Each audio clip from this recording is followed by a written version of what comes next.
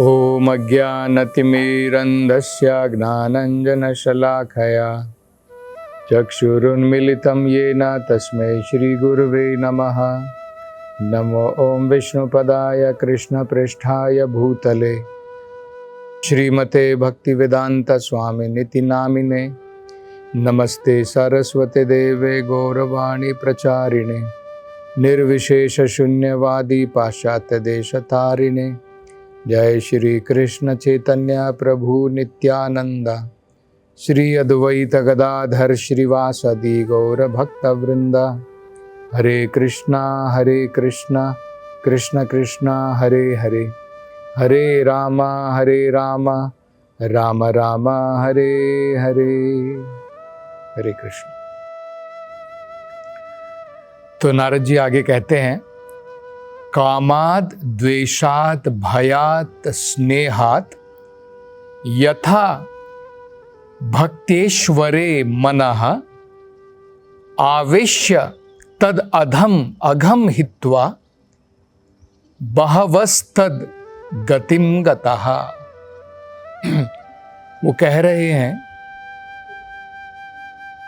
कोई भी व्यक्ति या तो कामात काम वासनाओं के साथ में, द्वेषात द्वेष के साथ में, भयात भय के कारण, स्नेहात स्नेह से प्रेरित होकर के, यथा भक्तेश्वरे या फिर भक्ति भावना से, मनः आवेश्य अगर वो व्यक्ति अपना मन भगवान में लगाता है, भगवान के चरण कमलों पर लगाता है, किसी भी तरीके से भगवान के रूप के ऊपर लगाता है,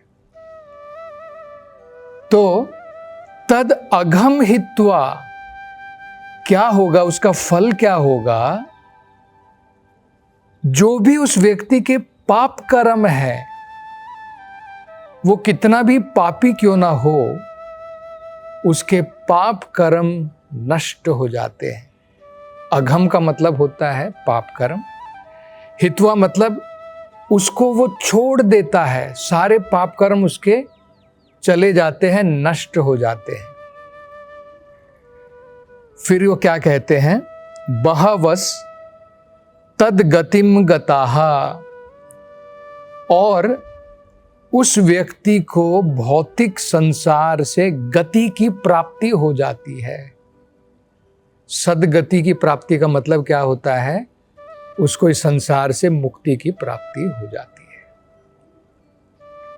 तो देखिए क्या क्या है, काम वासनाओं से लिप्त होकर के, द्वेष की भावना के द्वारा भगवान से द्वेष की भावना, भय के कारण, स्नेह के कारण या भक्ति भावनाओं के कारण, किसी भी प्रकार से अगर व्यक्ति मन आवेश्य अपने मन को भगवान में अविष्ट करता है, लगाता है, भगवान के रूप के ऊपर, भगवान की लीलाओं के ऊपर, भगवान के नाम के ऊपर, तो क्या होता है, उसके सारे पाप कर्म नष्ट हो जाते हैं, शुद्ध हो जाता है और उसे मुक्ति की प्राप्ति हो जाती है भौतिक संसार से। तो अब हम समझ सकते हैं शिशुपाल को मुक्ति की प्राप्ति कैसे हो गई। भगवान से उसने द्वेष जरूर रखा, लेकिन इस द्वेष के कारण 24 घंटे वो केवल भगवान के बारे में, भगवान के रूप के बारे में ही सोचता था। क्योंकि अगर हम किसी से द्वेष करते हैं, सदैव हम उसको अपने पास देख सकते हैं। इसी प्रकार से किसी से हम प्रेम करते हैं, उसको भी हम देख सकते हैं। तो शिशुपाल को इस प्रकार से मुक्ति की प्राप्ति हो गई, शुद्ध हो गया भगवान के बारे में सोचने के द्वारा, भगवान के नाम के उच्चारण के द्वारा। क्योंकि किसी न किसी प्रकार से वो भगवान की निंदा करता था अपने शब्दों के द्वारा, तो जब जब वो भगवान का नाम पुकारता था, भगवान के नाम को ग्रहण करता था, भगवान के नाम को सुनता था, उसके द्वारा धीरे धीरे शिशुपाल जो है अपने पाप कर्मों से मुक्त हो गया। तब जा करके उसे वो मुक्ति की प्राप्ति हुई। यहाँ पर एक और बात जो हम देख सकते हैं, यहाँ पे कहा है अगर कोई व्यक्ति काम वासनाओं से भगवान की तरफ जाता है कि भगवान कृष्ण बड़े सुंदर हैं, अगर भगवान की तरफ भगवान किसी न किसी प्रकार से काम वासनाओं से लिप्त होकर के भी जाता है, अपनी काम वासनाओं से वो मुक्त हो जाता है।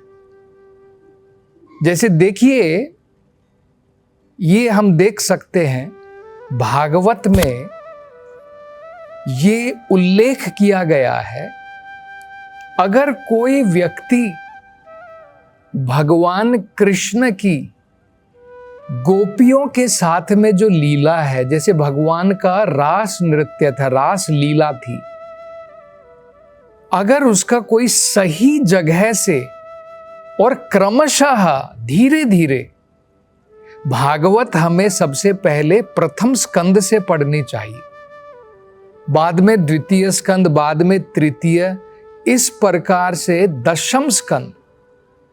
जब तक हमें भगवान की पोजीशन नहीं पता होगी, जब तक हम भगवान का स्थान क्या है वो साक्षात्कार नहीं करेंगे, तो भगवान की लीला को हम लोग क्या समझ पाएंगे, और वो भी खासकर भगवान की रास लीला को हम लोग क्या समझेंगे। हम लोग तो यही सोचेंगे, अरे क्या है, कृष्णा एक नव युवक की भांति है और ये गोपियाँ कौन है, ये युवतियाँ हैं, और जैसे इस भौतिक संसार में युवक और युवती में आकर्षण होता है, इसी प्रकार का आकर्षण रहेगा। और हो सकता है कि कोई इस काम वासना से लिप्त होकर के भगवान की ये रास लीला पढ़े या समझने का प्रयास करे। अगर वो सही जगह से, जैसे भागवतम में प्रामाणिक स्तोत्रों से सुनेगा, भागवतम में कहा है उसकी काम वासनाएं दूर हो जाएंगी। ये बहुत बड़ा अंतर है। आप एक काम वासनाओं से युक्त नॉवल को पढ़िए। बहुत सारे लोग काम वासनाओं से युक्त होकर के युवक युवती, उनके बीच की जो वासनाएं हैं उसके बारे में लिखते हैं नॉवल के रूप में। उसको हम पढ़ेंगे तो हमारा काम बढ़ जाएगा और ज़्यादा हम उत्तेजित हो जाएंगे। लेकिन भागवत में उल्लेख किया है, अगर आप कहीं सही स्थान से भागवतम में जिस प्रकार से उल्लेख किया है, प्रामाणिक परंपरा में अगर आप भगवान की लीला, रास लीला को भी समझेंगे या सुनेंगे, तो आपका काम बढ़ेगा नहीं, आपकी काम वासनाएं कम हो जाएंगी और धीरे धीरे नष्ट हो जाएंगी। आपका मन शुद्ध हो जाएगा। यही तो कहा है, काम वासनाओं से लिप्त होकर के भी अगर हम भगवान का ध्यान करेंगे, भगवान के बारे में सोचेंगे, उनकी लीला का स्मरण भी करेंगे, हमारी वो पाप कर्म नष्ट हो जाएंगे, काम वासना नष्ट हो जाएगी। द्वेष के द्वारा भी अगर हम भगवान को याद करेंगे, वो द्वेष की भावना नष्ट हो जाएगी, हम शुद्ध हो जाएंगे। तो यही नारद जी बता रहे हैं कि किसी न किसी प्रकार से, एक रूप गोस्वामी जी बताते हैं और नारद जी भी वही कहते हैं कि ये न केन प्रकारेण मनः कृष्ण दिवस्येत्। सबसे महत्वपूर्ण क्या है, किसी न किसी प्रकार से मन को भगवान में लगाना है, वो सबसे इंपॉर्टेंट। आप किस प्रकार से लगाते हैं वो दूसरी बात है। भक्ति प्रेम भाव से लगाएंगे तो बहुत बढ़िया बात है। अगर हम भगवान की भक्ति में नहीं है, किसी न किसी कारण से भगवान से द्वेष रखते हैं, फिर भी अगर हम भगवान के रूप के बारे में, भगवान की लीला के बारे में, भगवान के नाम के बारे में मन में अगर भगवान को किसी न किसी प्रकार से हम लाते हैं तो हमारा द्वेष, हमारा काम सब खत्म हो जाएगा, हम शुद्ध हो जाएंगे। ये जो है यहां पर बता रहे हैं। अब नारद जी सबका एक एक उदाहरण देते हैं। देखिए वो कह रहे हैं गोप्यः कामाद, गोपीगण जो हैं बाहरी रूप से देखने से लगता था कि गोपियां जो है भगवान की सुंदरता पर मुग्ध हैं। भगवान इतने सुंदर हैं कि गोपियां काम वासना युक्त होकर के भगवान का संग चाहती थी। तो गोप्यः कामाद भयात कंसो, कंस ने भगवान को अपने मन में कैसे रखा? कंस ने भगवान को अपने मन में भय के कारण रखा। जब से उसने आकाशवाणी सुनी कि मेरी मृत्यु देवकी के 8वें पुत्र के द्वारा होगी, उसे कुछ और नहीं दिखाई देता था, केवल अपना काल नजर आता था, भगवान कृष्ण के रूप में, विष्णु के रूप में। केवल उसे अपना काल दिखाई देता था भगवान के रूप में। तो भय के कारण वो हमेशा भगवान को अपने मन में रख सका, इसलिए कंस भी जो है शुद्ध हो गया। इस प्रकार की भावना, भय की भावना से मुक्त होकर के वो भी शुद्ध हो गया, केवल भगवान को याद करने मात्र से। द्वेषाद चेद्य आदयः नृपा, चेद्य मतलब है यहां पर शिशुपाल। शिशुपाल जैसे अनेक राजा जो भगवान से द्वेष रखते थे, वो भी अपने द्वेष से मुक्त हो गए, क्योंकि द्वेष के द्वारा वो भी हमेशा भगवान को याद कर पाए। संबंधाद वृष्णाया, और यादव कुल के जो लोग थे वो भगवान से संबंधित थे, इसके कारण वो हमेशा भगवान को याद करते थे। स्नेहाद यूयम, और वो कह रहे हैं, महाराज युधिष्ठिर को कह रहे हैं कि तुम पांडव लोग भगवान से स्नेह करते हो, इसलिए तुम हमेशा भगवान को याद रखते हो। भक्ता वयम विभो, और मेरे जैसे लोग, वयम, वयम मतलब नारद जी अपना उदाहरण दे रहे हैं।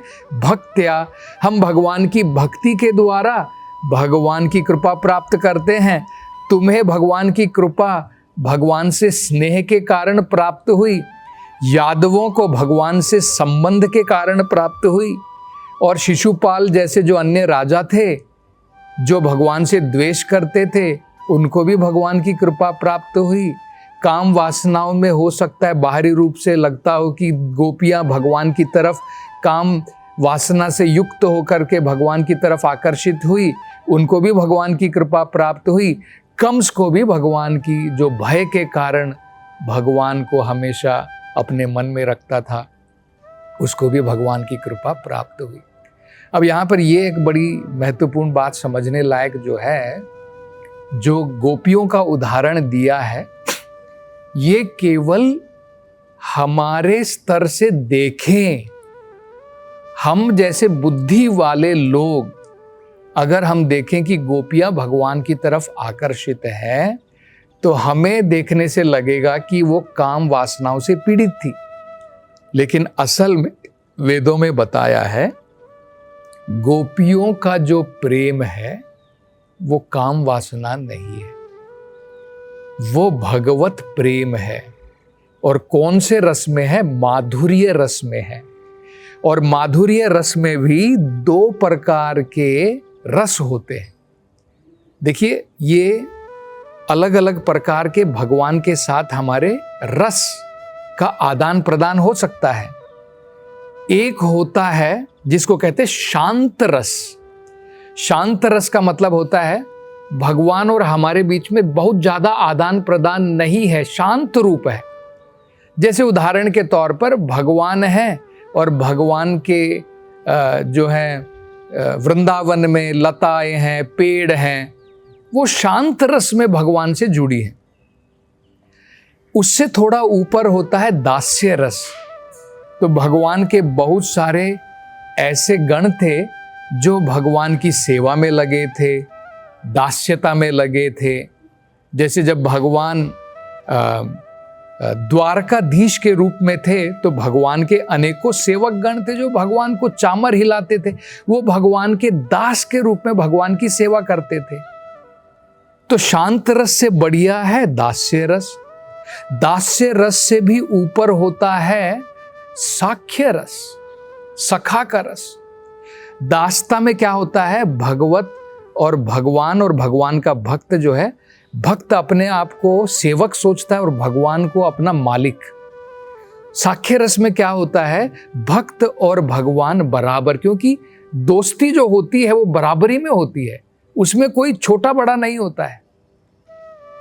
भगवान के जो दोस्त हैं सब भूल जाते हैं कि भगवान है ये, वो सोचते हैं कि नहीं ये तो मेरे दोस्त हैं, ये तो मेरे मित्र हैं। उससे ऊपर होता है वात्सल्य रस।